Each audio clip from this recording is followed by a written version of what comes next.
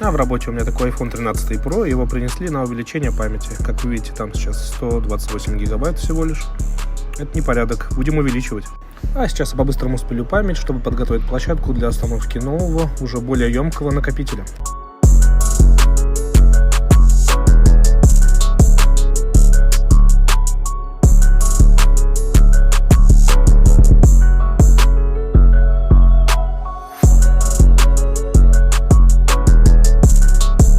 А площадку я почти подготовил, буду сейчас устанавливать новую гигантских размеров терабайтную память.